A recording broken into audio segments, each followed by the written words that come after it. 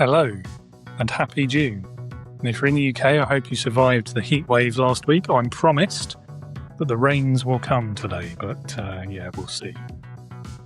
Anyway, this month on Leading with Integrity, we're kicking off a sunny June with 3 very sunny personalities, or maybe 2.5, no 3, in one episode, which is also a landmark first for the podcast. I had great fun with Kelly West, James West, and Kierney Chase recording this week's episode. First time with 3 simultaneous guests. So that was a good test of my hosting abilities. You be the judge on whether I passed that test or not. But anyway, we talked about the magic and wonder of only networking, business lessons, opportunities and pitfalls, leadership experiences, and more, including a very brief debate over whether James is a leader or not. Spoiler alert, the rest of us all say that he is, and I bet you'll agree too.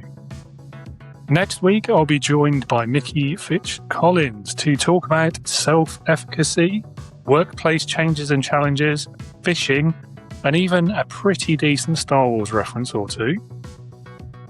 On the 17th, my guest will be Kurt Busch.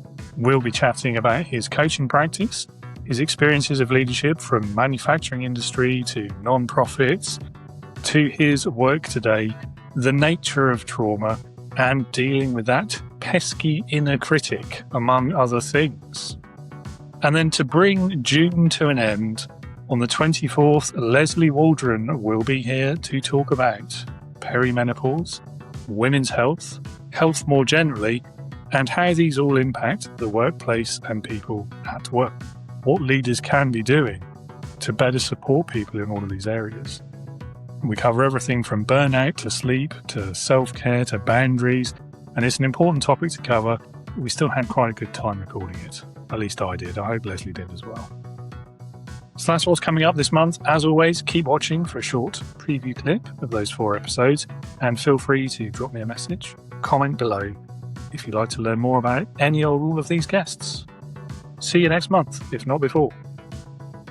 If I said anything, he would go away and he'd come back to me with whether he could do it or he couldn't do it. So he didn't just forget it.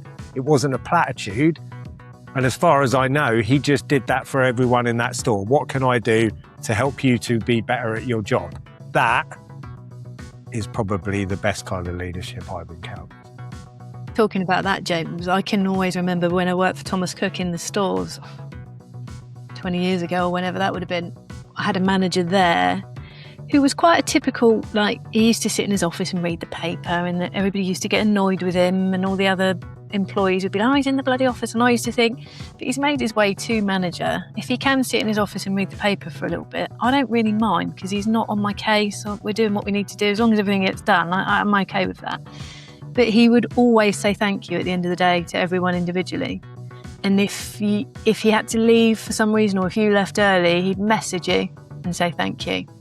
And I always remember that, because I just think, it was wallpaper at the end of the day, probably back then, because he just did it as a matter of course and we didn't really think too much of it. But all those years later, I do still remember that, and I do have that in the back of my mind to make sure you're telling people thank you. It's so important. For anybody who's, kind of has watched the original Star Wars, there's arguments about which one is that. But I think about that scene where they're in the trash compactor, right? There it is. Yeah. Where they're in that, that big trash compactor, right? And the walls are coming in and they're swirling around, and there's the creature that's in there, trying to drown him and all that sort of stuff, right? That's, I think, what a lot of people feel like. Professional development and personal development, right? What that does is it stops the walls before you're about to get smushed, right? It gets you out of the sinking swamp of garbage and nonsense. And it gives you the ability to say, okay, what are the different tools that I have, and how do I use those tools to impact my belief system, my self-efficacy? And that combination of things is what gives people health. It's what gives people opportunity. It's what gives people mindset changes. And to me, that is, again, I use this term antidote because I think that that's such a palpable term, right? It's the antidote. It's the vaccine, right? It's the thing that helps us feel healthier and stronger in the workplace. When you think about like who are the leaders you want to like talk to or have lunch with or whatever, meet again or whatever it is, there's this theory that connects with it in preaching, right? So I come from the pastoral world. There's a theory that says that the pastor or preacher down the road in the church that nobody knows about is probably the best pastor or preacher you've ever met, but nobody knows, right? And like these sort of super popular, like sure, they're popular cult of personality kind of people, but the best pastor you know is hidden down the street in this church that nobody knows about, right? That they are the best. Not all of them, but the best one is hidden, right? The best leader is hidden. I actually think the same is true in this conversation. Like, it's hard for me to argue with Jesus and Moses, but I think oftentimes, like, I think the best leaders are the quietest ones that nobody knows, you know? And maybe I'm wrong and you can push on that if you want, but the best leaders I think are often hidden. The world that we're living in is a real attack on women's rights in coming from multiple angles, which I feel confident will be short-lived and that it has to shift because otherwise we're basically going back to the dark ages. Hope is really important for our well-being, like our mental well-being and our physical well-being, just as joy is. So when you are struggling with illness or with whether it's mental or physical illness, when you're going through dealing with difficult situations in your life, if you give up hope in a positive outcome, then it's much harder to deal with it. So we can look at the broader what's going on in the world, but we can also look for the opportunities for help, and we can do the same with our.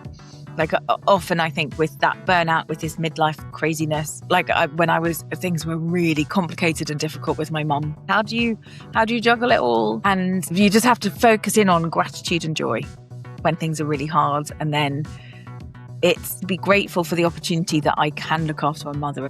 And it's really hard and I acknowledge how hard it is. And I'm grateful that my kids are healthy and I can go and pick them up from school, even if the juggle is hard. Like I think that's how we cope well with the bigger picture as well as our individual ones as well.